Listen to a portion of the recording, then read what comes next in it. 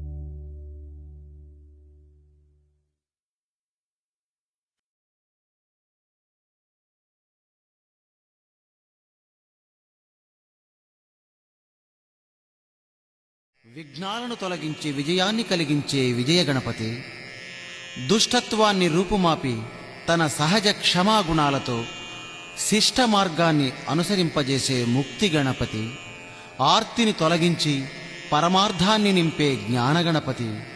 ఆ మహాగణపతిని ఏ రూపంలో పూజించినా శుభకరమే.